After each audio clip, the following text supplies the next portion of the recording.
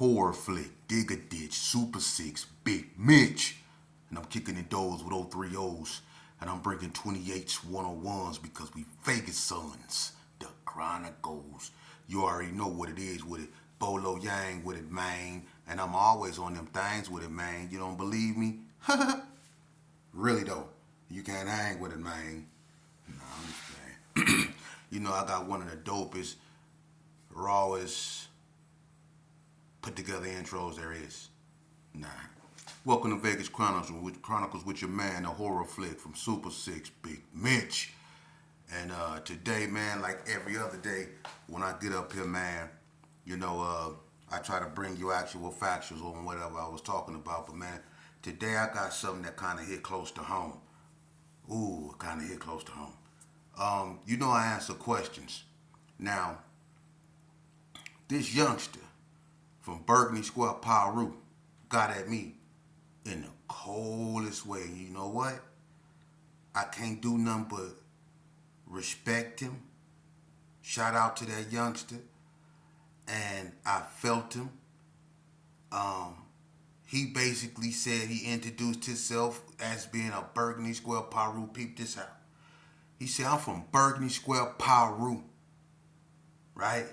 He said, you know, all the OGs is either dead or in the pen.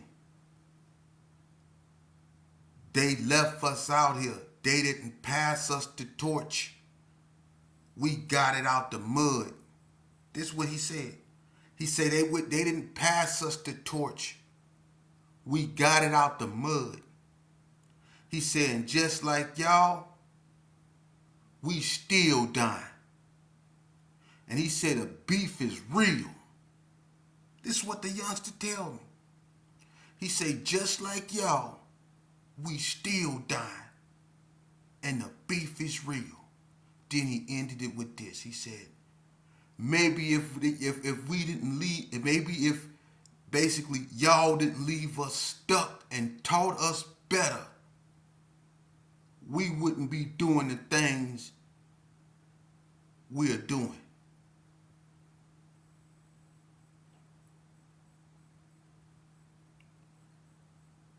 The most powerful thing that young brother said was that we didn't pass them the torch. They got it out the mud. Do you know what that mean? That mean we dropped it. And I told that youngster, you absolutely right. We failed, y'all. We did. We didn't lead them right. We shouldn't have taught them to be like us. We should have taught them to be better than us, and we didn't. And what we did is we succumbed to our own vices, whether it was gang banging that got us killed and locked up forever, whether it was drugs, regardless of what it was. We succumbed to our vices, and we didn't mend and attend to our gardens. And what happened to our fruit? It became rotten like we was. And like that youngster said, just like y'all, we out here still dying. And he said the beef is real.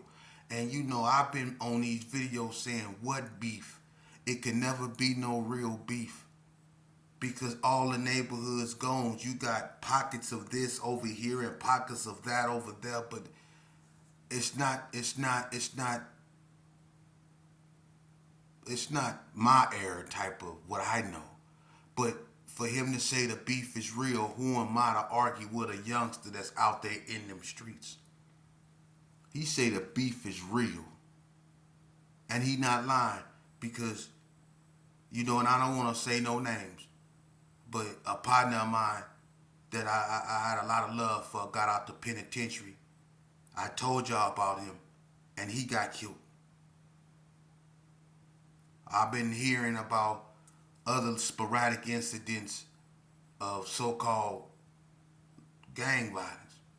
And I'm like, how? When everybody that's been, it's not really no hoods like this active like that, but what you have is kids that's angry. We dropped the ball. He said that youngster said it. Y'all left us and we did. We not only left y'all, we turned our backs on y'all. And we not only turned our backs on y'all, and I'm not saying everybody because it was some OGs that kept it real. But if you notice, the ones that keep it real, they become outcasts, and some of them even lose their lives because keeping it real these days can get you, you know, for real. Keeping it real these days can get you bleeped just for keeping it real. So I understand where that youngster was coming from. And I'm going to say this right here. He not lying. You know why? Because I'm going to tell you something. Vegas Chronicles.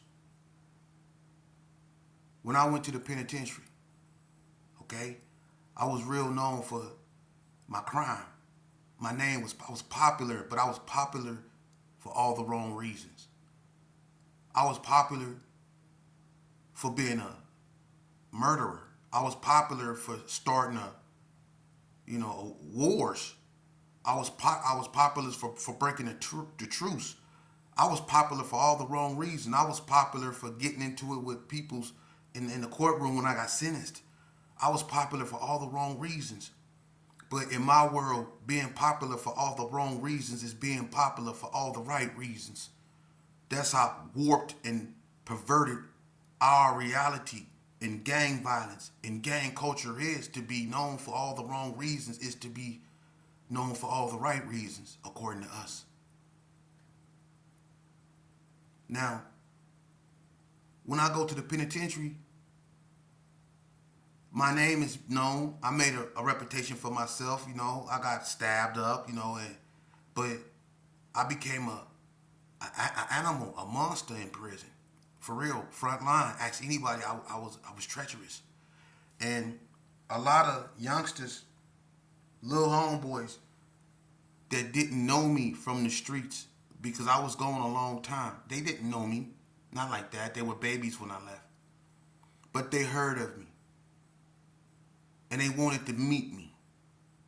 To get to know, the man at that time that, my name was out there. So they wanted to get to know me. And my name, me growing up, I've been putting in work. So my name always was known, But it was a lot of youngsters that wanted to actually meet me. Because they was hearing about me in the penitentiary. When I was in the pen, they was hearing about me all on the streets. Ask anybody. I was in the joint and my name was ringing on the street. I was bad. But they wanted to meet me.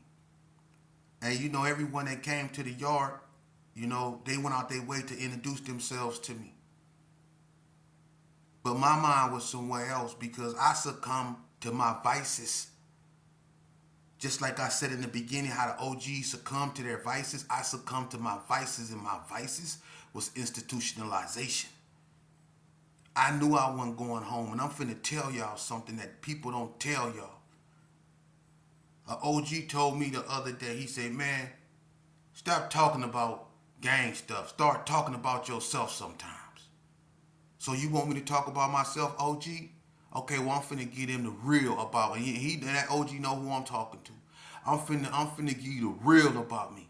Alright? When them youngsters came there and they was greeting me and they was trying to meet me and stuff like that, you know what I did? I took advantage of that. I took advantage of the fact that they looked up to me. See? Because the ones that looked up to me, I looked down on them. And that ain't what big homies do. They looked up to me. So what did I do? I took that influence I had that I knew that I had over them. I took that influence and I say, I go to the coffee shop and give me a carton of cigarettes. I start bullying them. My own little homeboys. I was bullying them. Go to the coffee shop. You got love for me? Go to the coffee shop. Buy me a carton of cigarettes. I don't have to say no names, and I'm not finna do that. It's not to embarrass nobody. It's just it's to talk about me. Y'all want me to talk about me? I'm finna show you something about me. All right? I turned on my little homeboys. I start having them fight each other to amuse me. And anybody know me, that they know it. They know I'm not lying. I start having homeboys fight each other for nothing, making up stupid reasons to make them get out. This fake ass, we cleaning up our backyard. How we cleaning up our backyard when we just as dirty as the people we accusing of being dirty that need to be DP'd? We just as dirty as them. And the people that was orchestrating this thing, look at this. Let me talk about me first though. I'm gonna get to that. But look at this. I'm gonna tell you why I did that. I made dudes go to the coffee shop and buy me cartons of cigarettes. I made them buy me ice cream. I made them buy me chicken. I made them go buy caps of weed for me. I was bullying them, going in their room, taking their soap. I was doing it, and then I became known for that. So them youngsters that thought they was meeting somewhat of a, a legend, this the big homie type dude, they started having a different type of outlook at me. They starting to look at me like a bully. Like, the big homie be tripping. And then some of them youngsters developed some, just straight out outright hate for me because I didn't care. I felt like this. And I used to lie to them and say, I've been stabbed up. Y'all ain't get stabbed up. So I don't care. I used me getting stabbed up, but didn't nobody make me take my black behind out there and participate in that. I went out there, I chose to go out there, I put myself in that position, so I got myself stabbed. I had total control of me. I didn't have to go out there, and wouldn't nothing go happen to me if I didn't go out there. But I chose to, and I got stabbed. I chose to get into it with the North Towns, and the second time I got stabbed, I put myself, but I blamed it on my homeboys. I blamed it on them because they didn't get stabbed. And it was like I wanted them to be stabbed and it would have made me feel better. That's how sick I was. So I used that as a means to justify my behavior when in fact this is why I really did it. You want me to talk about me? I did it because I wasn't getting mail like they was. See, wasn't nobody writing me. Hell, my mama did. But wasn't nobody writing me. But my homeboys used to come and show me, hey, Sheep, this my little baby. This my daughter. This my mom's. Hey, you don't know who that is? You don't remember them Sheep? And the whole time I'm trying to be happy. But at the same time, I'm like, you reminded me of what I don't have. That support. They coming from the coffee shop. They coming from the store with big bags of everything, canteen. I'm living off the land, off my reputation. Ain't nobody sending me nothing. So you want to know the truth about me? I developed bitterness. I became envious because these dudes was going home. These dudes had 18 months. These dudes barely had 5 years. I ain't even have numbers. I had letters. LIFE with an exclamation point in the end of it. And they always put an exclamation point at the end of it. Why you put an exclamation point at the end of life? It's already life. It's like the exclamation point is like, yeah, the buck stops here, bruh. That exclamation point. But anyway, I became bitter. Real bitter. I wasn't going home, and they was. They had stuff to look forward to. The people in them pictures they was looking at. And I used to listen to their conversations. And they was lifting weights, and they was getting just big enough to go out there and look real good. And what I was getting big for, I wasn't going no goddamn well. Every time I went to the parole board, I got a 3-year dump. When they went to the parole board, even if they got expiration, they went to camp. So they always left with a smile on their face. Everybody left with a smile on their face, rolling their stuff up. And I was still stuck there. still stuck there. So I became bitter and angry because I wasn't going nowhere. And I turned on my own little homeboys. So I know what that youngster talking about. He not lying. And the same thing it happened out here when OGs succumb to their vices, whether it's drugs, greed, jealousy. A lot of homies, OGs or whatever, they real jealous and envious like I was. They won't admit it, but they are. They see the little homie shining and getting the respect they feel that they should be getting. And the little homie respect the big homie, but that's not enough. He don't want his respect. He want what he got. So they start looking at the little homies as something other than the little homie. And it's been done like that before. See? The big homies turn on the little homies. See? Or the big homies put the little homies in a position to where they have to defend themselves, and now the little homie knocked down the big homie, and now the big homies want to kill the little homies and all that old stuff. Y'all know how the game go, man.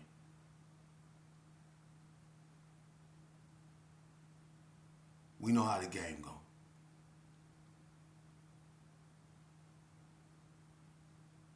It's sad. We dropped the ball. We left these youngsters out here, and it hurt because they don't want to hear nothing a lot of us got to say. Because they feel betrayed. They feel left. He said, we didn't get the torch. Y'all didn't pass us the torch. We got it out the mud. Basically, who are you to tell us what to do? That's just like being a father that was never at home and then coming back years later and trying to tell your son when he's an adult now how to live his life. The resistance that you go meet is going to be pretty much the resistance you go meet trying to tell these youngsters what to do. But in this case, them youngsters, they probably go repel you a little bit more fatal. Because these youngsters ain't playing. So it's going to be hard to get their attention. But I understand how they feel. I do. I understand. You know, and that's why I couldn't do nothing but tell that youngster, man, I apologize. I don't care about where you from, whether you from Donna, whether you from 60, whether you a NTG, whether you a PB, whether you a BTD. I don't care where you from if you a youngster. I apologize and I know as a OG, as a triple OG, I apologize as a double OG. I ain't gonna call myself no triple. As an OG, I apologize, man. Because we failed y'all. I didn't grow up like that. When I was growing up and I got out of pocket, my higher ups, they disciplined me. I used to be real bad. But if a grown woman, if somebody a mama or grandmama told me to pull my pants up, I didn't think twice. I pulled my pants up. I didn't cuss around women. It's things we didn't do. We had homeboys when I was growing up that would break your jaw if you cuss around a mama. If you do anything disrespectful to around women. Now I ain't saying all of them, but you had some homeboys that really had morals and ethics that made you wash your hands before you touched anything that they was eating in their house. You know, you had homeboys, you know what I'm saying, that made you respect people back in the days. These days, that's gone. That's gone. I remember one day when I was young, I used to like to walk with my little gun out. I wanted everybody to know that I had a gun. So I used to walk with my gun out. That's why I didn't got caught with so many of them.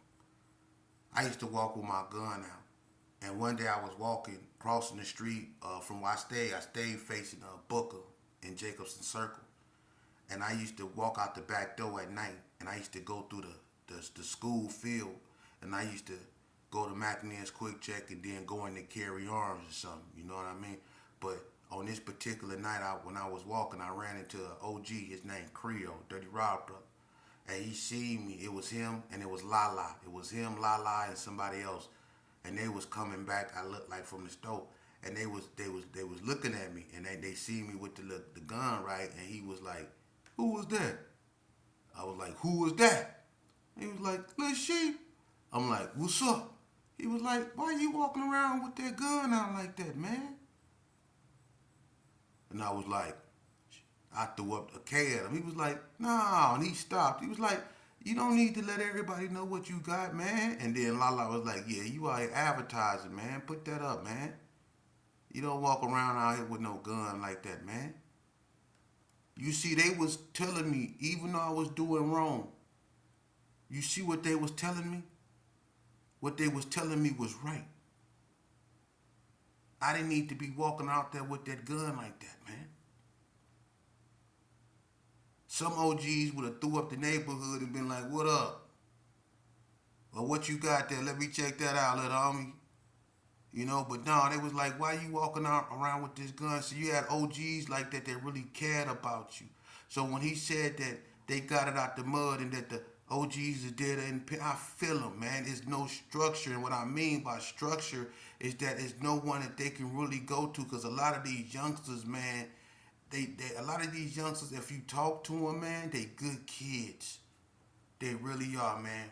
They good kids. They just have nobody to guide them in the right way, man, and that's sad. It's not enough OGs out here for them to look up to or have respect for, to even want to have a conversation with, because a lot of them don't know where they coming from. A lot of these youngsters feel abandoned. A lot of these youngsters feel they bitter, man. They mad. They feel like they've been left, like they've been shunned. You know, they feel like, you know, that the OGs just left them out there. You know, we were supposed to guide them right, and maybe a lot of them youngsters will still be alive if we did our goddamn job. And our job is not to tell them to continue to bang. Our job is to tell them why they shouldn't bang. That's why we banged. So they shouldn't have to. Our job is to tell them to go to school, since we didn't, because we seen what not going to school got us. See, that was our job, to tell them this is why you take your behind. Now go to school, homie. Be a jock. Stay away from that. Don't let me catch you with no flag on your head, homie. No, go to school. That's what we should have been teaching them, man. Because we knew where they was headed. We been there. And if you love your little homie, why would you want him to go to Elko? If you love your little homie, why would you want him to get shot? If you love your little homie, why would you want him to risk getting killed? If you love your little homie, why would you want him to risk being on death row? That's what come along with what we do. So if you see them trying to go down that lane, it's your job to bring that to them. That's not the police job. The police job is to put handcuffs on them and take them somewhere they don't want to be. Your job is to prevent all that from happening by telling them, "Hey, walk a straight path, bro. I done already been down that one. I'ma tell you what's down there so you don't have to go down there. We go through what we go through. What we go through is what we go through. What we go through, so they don't have to go through it." You see what I'm saying? And we being from Vegas, stop imitating other states. Just because they kill themselves off, we don't have to kill ourselves off. We ain't never been like that. Yeah, we had wars out here, and that's our goddamn problem. We from Vegas, man. We always had swagger about us. This the Meadows. We got some of the hardest fighters God ever produced out here, man. But we never ever took the opportunity to talk about it, to talk to one another. so caught up into proving who's the toughest. And at the end of the day, can't nobody raise their hand and say we are. All we can do is raise our hands and say how many homeboys we done lost. Or still a miss that's in the penitentiary. That's all we can do. So I feel these youngsters. I feel them. And I'm going to tell you something. In these penitentiaries, I want y'all to know something, man. Them race rides is serious. And these youngsters, they so focused on hating one another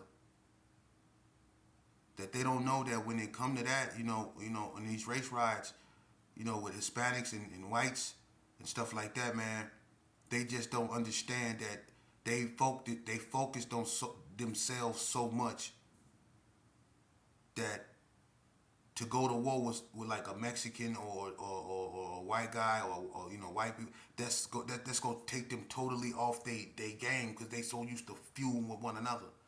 And when they realize that the Mexicans don't care nothing about nothing other than what they believe in, a lot of them youngsters get hurt.